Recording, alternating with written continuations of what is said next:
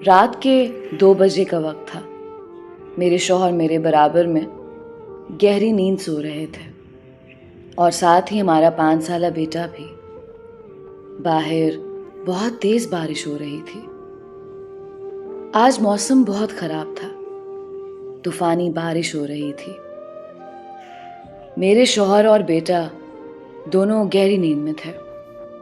रात का खासा पहर गुजर चुका था, मगर नींद मेरी आंखों से कोसों दूर थी। उसकी वजह ये तूफानी बारिश नहीं, बल्कि वो तूफान था जो आज से तकरीबन 6 साल पहले मेरी जिंदगी में आया था।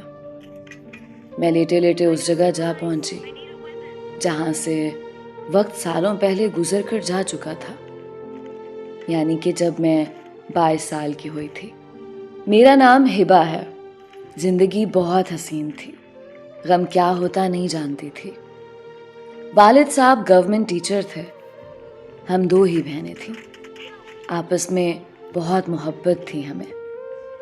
जिंदगी अच्छी गुजर रही थी। मेरी तो पढ़ाई मुकम्मल हो चुकी थी। फायजा कॉलेज जाती थी। मैं घर के कामों में अम्मी का हाथ बटाती। एक दिन अम्मी पड़ोस गई हुई थी। 2 बज रहे थे। फायजा के कॉलेज से आने का वक्त हो गया था। मैं बावर्ची खाने में थी। खाना बनाने में मसरूफ थी। मुझे फिक्र हो रही थी क्योंकि आज फायजा कॉलेज से लेट हो गई थी। इतने में दस्तक हुई।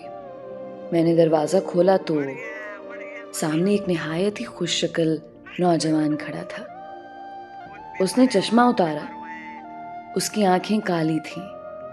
ना जाने उन काली आंखों में ऐसी क्या बात थी जो यूं एक ही पल में मुझे उसकी तरफ खींच रही थी। ना जाने ये कौन सा जज्बा था जो पल भर में हम 2 अजनबियों को यूं लगा जैसे हम एक दूसरे को सदियों से जानते हैं। खैर, एक बेशकीमत गाड़ी खड़ी थी। ऐसी गाड़ी हमारे मोहल्ले में ये जरा हट के बात थी। अस्सलाम वालेकुम, वो बोला। उसकी आवाज बहुत खूबसूरत और सहर अंगेज थी, बिल्कुल उसकी शख्सियत की तरह।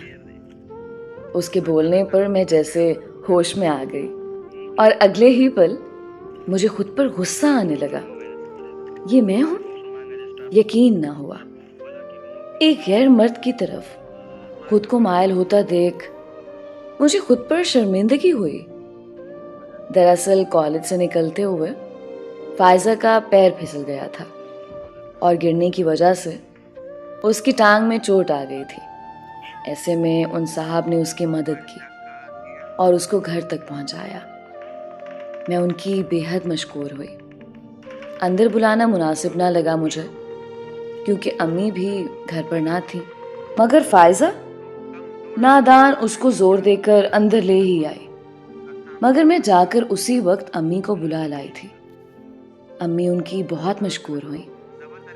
वो देखने से ही शरीफ लगता था और उसकी मौजूदगी में मैं बहुत गैर महफूज सा महसूस कर रही थी क्योंकि वो बात तो फायजा से कर रहा था, मगर उसकी चोर निगाह मुझ पर ही थी।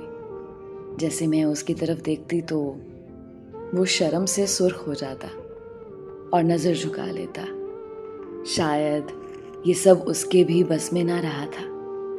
वही कशिश उसे भी मेरी तरफ पूरी तरह खींच रही थी, मगर उसकी हया मेरे दिल को ऐसी भाई कि मैं पल में उस अजनबी की हो गई। शर्म से पानी तो मैं भी हुई जा रही थी।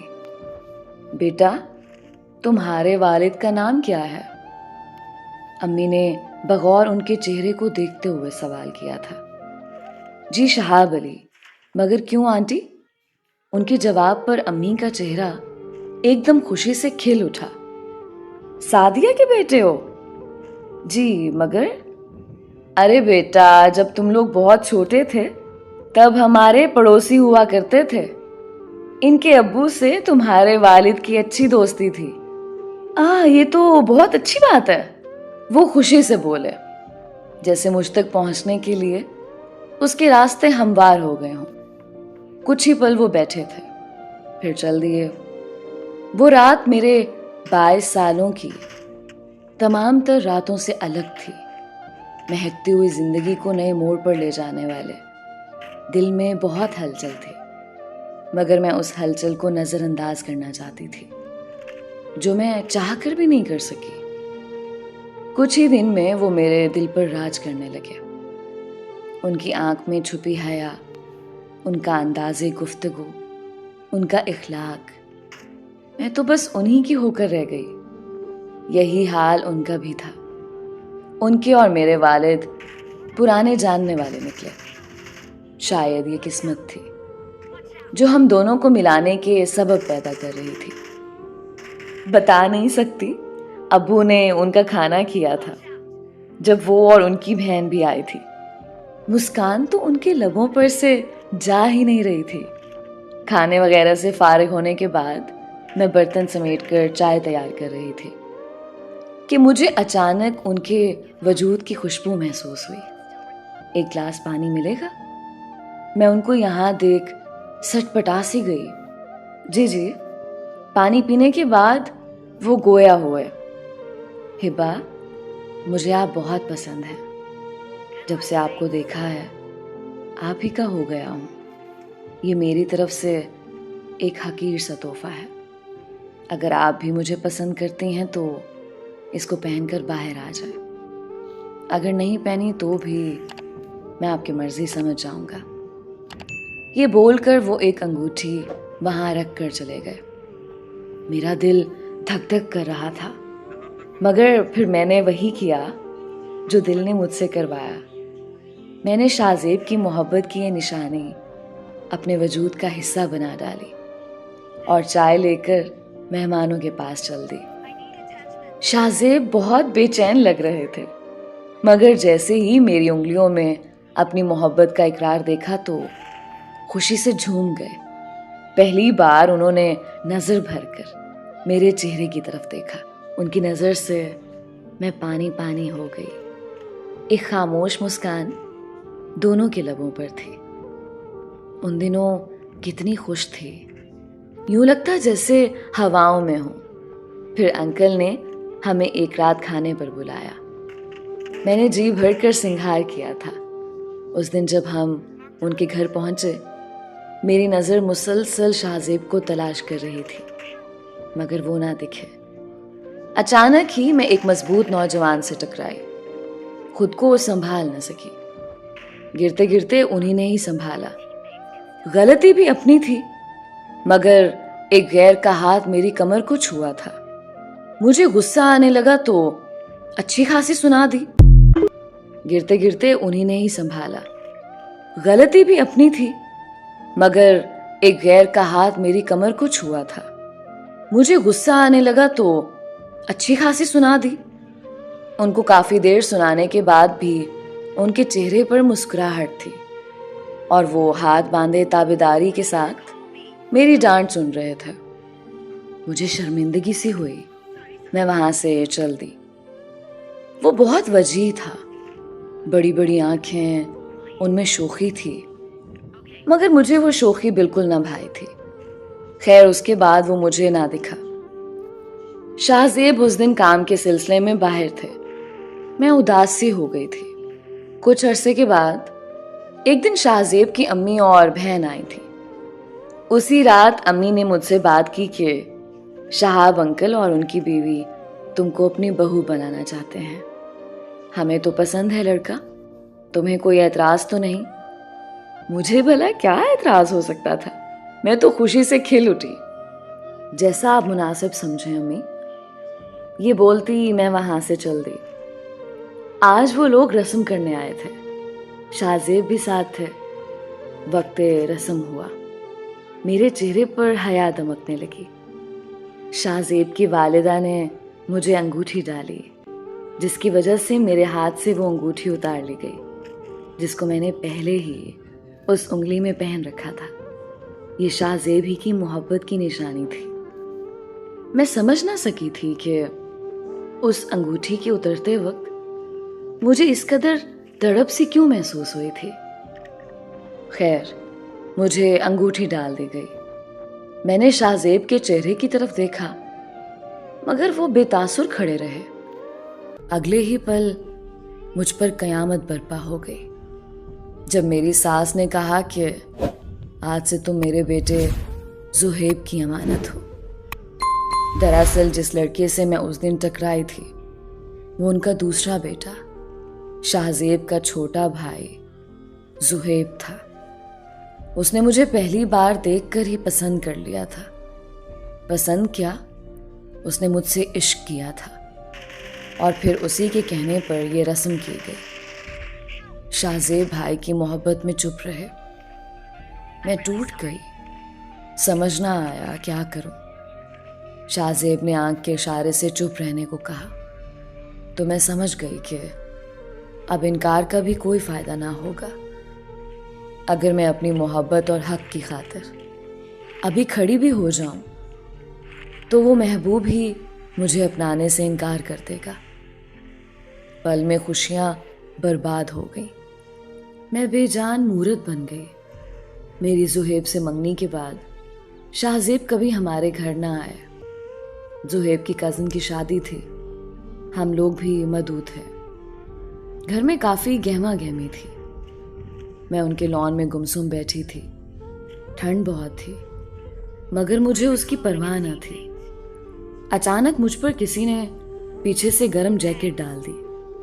मैंने चौंक कर देखा तो वो जुहेब था। उसकी शक्ल देखते ही मुझे गुस्सा आने लगता था। मैं गुस्से से उठकर जाने लगी तो उसने मेरी कलाई थाम ली। मैंने छुड़ानी चाही तो उसने मुझको खींच के खुद के करीब किया जिससे मैं उसके कुशादा सीने से जा लगी। उसका चेहरा मेरे चेहरे के बिल्कुल नजदीक था। हम दोनों एक दूसरे की आंखों में आंखें देख रहे थे। उसकी सांस तक मैं अपने चेहरे पर महसूस कर पा रही थी। एक पल के लिए वो मुझे बहुत भला लगा। उसकी इस बेबाकी ने मुझे अंदर तक झंझोड़ दिया था। शाहजेब का अंदाज ऐसा बिल्कुल ना था, मगर वो बस एक पल ही था। मैंने गुस्से और नफरत से खुद को उसकी बाहों से छुड़ाना चाहा, मगर उसकी गिरफ्त बहुत मजबूत थी। मैं बेबस हो गई। वो मुसलसल मुझे तके जा रहा था। छोड़ दो मुझे, मैं गुस्से से बोली। अब और इंतजार नहीं होता, जल्द ही मेरी दुल्हन बनकर आ जाओ ना। जानती हो मेरी बहुत ख्वाहिश है तुम्हें अपनी दुल्हन बने देखना। वो शोखी से मुस्कुराया, फिर उसने मुझे आज़ाद कर दिया। मुझे वो जहर लगा। मैंने उसको खरी खरी सुना दी, मगर वो मुसलसल मुस्कुराता ही रहा। मैं वहां से चल दी, मगर उसके वजूद की महक अब तक मेरे अंग अंग में बसी थी। इतने करीब आज तक मेरे कोई ना हुआ था। वो पहला शख्स था। बस फिर ये सिलसिला यूं ही रहा। वो प्यार लुटाते नहीं थकता था और मैं उसे जलील करते ना थकती। वो बेचारा तो ऐसा करने की वजह भी ना जानता था। उसने मेरी हर बदतमीजी, हर बदसलूकी का जवाब बस नरमी और मोहब्बत से दिया। मैं उन दिनों बहुत तकलीफ में थी। किस्मत का सारा गुस्सा उस पर उतार देती। 6 माह यूं ही गुजर गए। अब हमारी शादी की तारीख रखी जा चुकी थी। जुहेब तो खुशी से पागल थे उन दिनों और मैं जिंदा लाश बन गई थी। अपने महबूब को सारी उम्र अब जेठ की शक्ल में देखना था। मैं बहुत दुआ करती थी कि कोई रास्ता पैदा हो जो मुझे और शाहजेब को एक कर दे। वक्त पर लगाकर उड़ता रहा और मैं जुहेब की दुल्हन बन गई। बारात बहुत धूमधाम से आई थी। बहुत शानदार बारात थी। कितनी चाहत से जुहेब मुझे ब्याने आया था। वो रात उसके अरमानों से सजी थी। उसका चेहरा तो चांद की तरह दमक रहा था। मुस्कुराहट एक पल को भी चेहरे से गायब ना हुई। आखिर हमारा निकाह हो गया। अब मैं पूरी तरह से जुहेब की हो गई। अब तो मुझ पर सिर्फ और सिर्फ उसका हक था, यहाँ तक कि मेरे ख्यालों पर भी।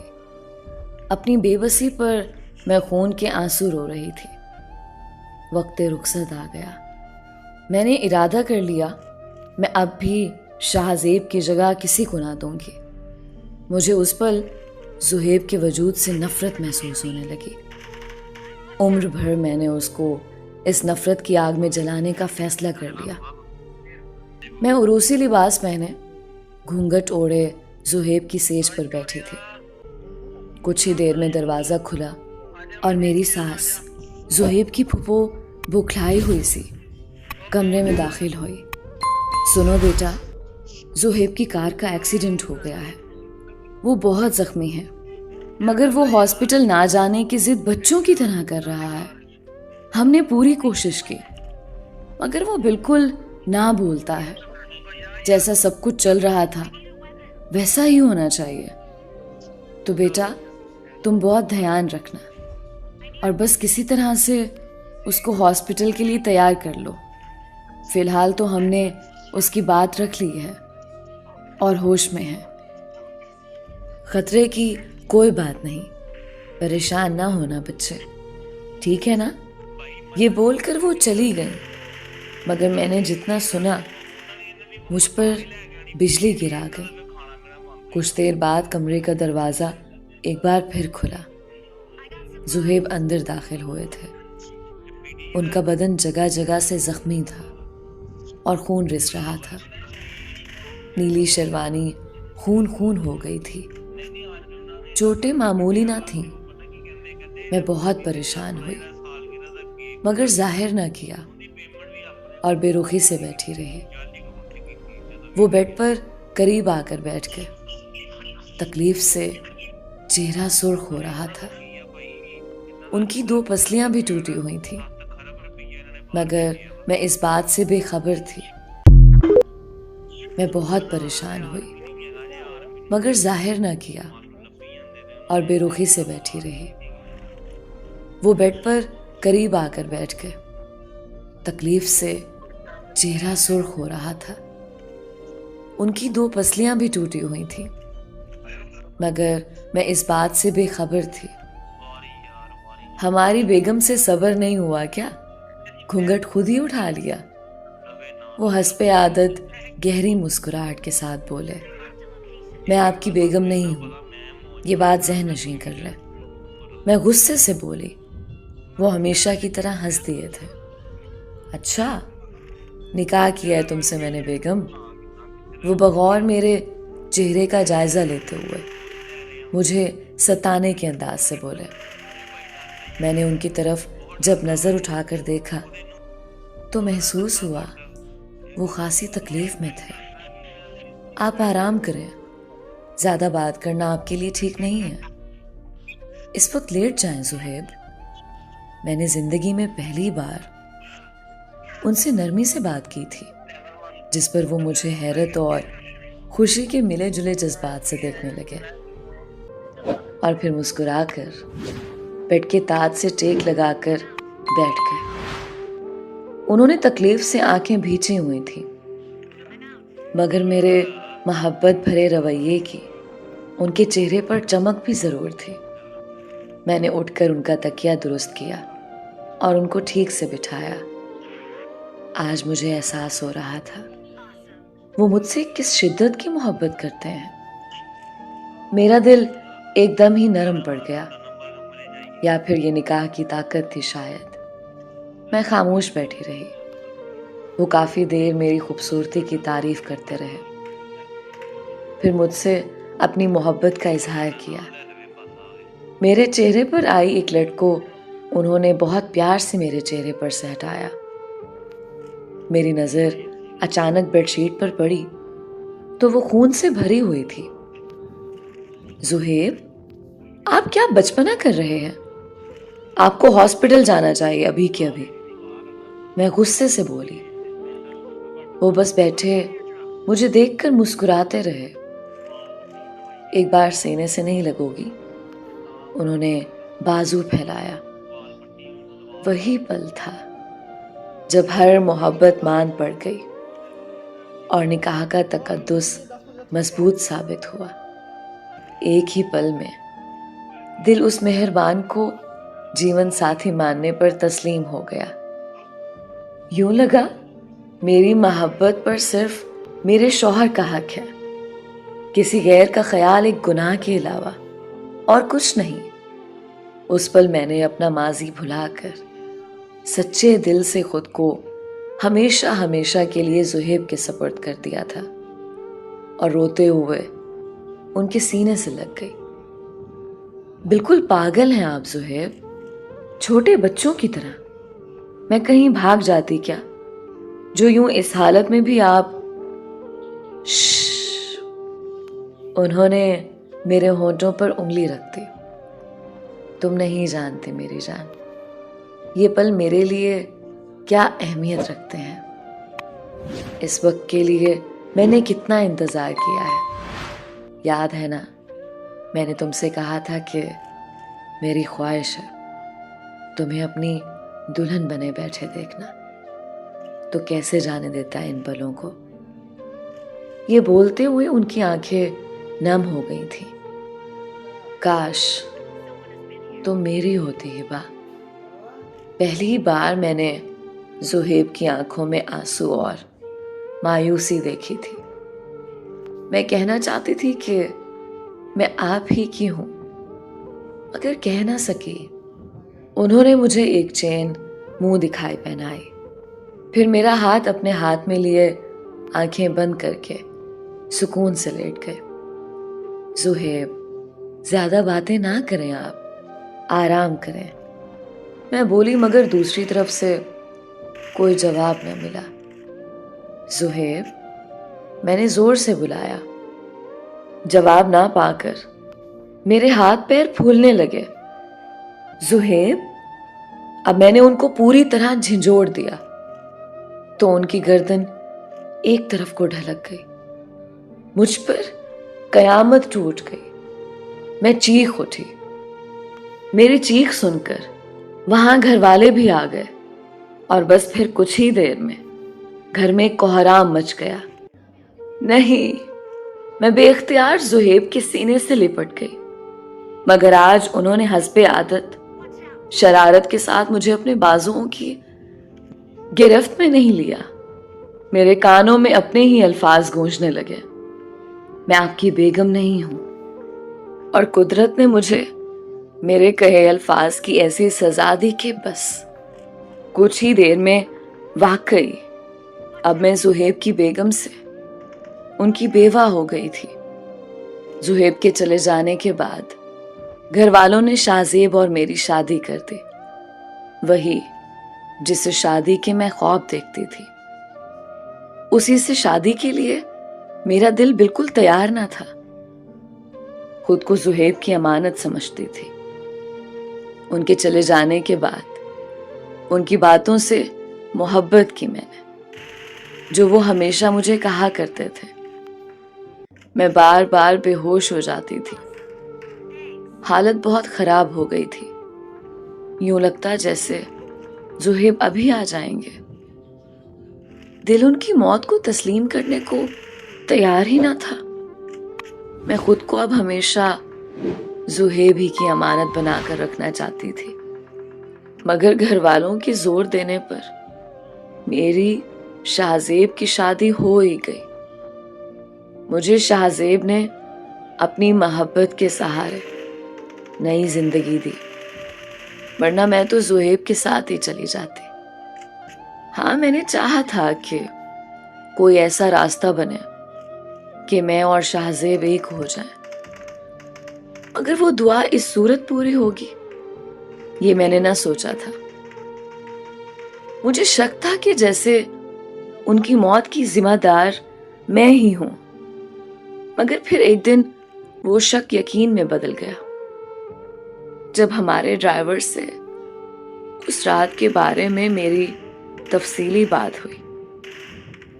जब उसने बताया कि बारात जब वापस लौट रही थी, तब ज़ुहैब साहब ने बहाने से मुझे और गाड़ी में बैठी उनकी अम्मी और फुप्पो को दूसरी गाड़ी में भेज दिया। फिर कुछ ही देर बाद उनकी गाड़ी को हादसा पेश आ गया था। ड्राइवर की बात ने मुझे बेचैन कर दिया। तो क्या जुहेब ने जानबूझकर? मगर क्यों? वो तो बहुत खुश थे और जल्द ही मुझे मेरे इस सवाल का भी जवाब मिल गया। जब शाहजेब ने मुझे बताया कि तुम्हारे निकाह के बाद जो तुम मुझसे मिलने आई थी और मुझसे शिकवा कर रही थी, वो सब कुछ जुहेब ने सुन लिया था और वो हकीकत जान गया था। तब वो मेरे गले लगकर बहुत रोया था, बार बार खुद को हम दोनों का कसूरवार ठहराने लगा। मगर मेरे समझाने पर वो समझ गया था, क्योंकि निकाह हो चुका था। अब कोई रास्ता ना था। मैं नहीं जानता था कि उसकी खामोशी के पीछे ये वजह थी। आज जुहेब को इस दुनिया से गए 6 साल गुजर गए हैं, मगर वो शादी की रात आज भी मेरे जहन में ताजा है। आज भी मुझे उनकी याद आती है। मुझे समझ नहीं आता कि क्या वो मोहब्बत थी जो मैंने शाहजेब को पहली नजर देखते ही की, या वो मोहब्बत थी जो निकाह के बाद मैंने जुहेब के लिए महसूस की।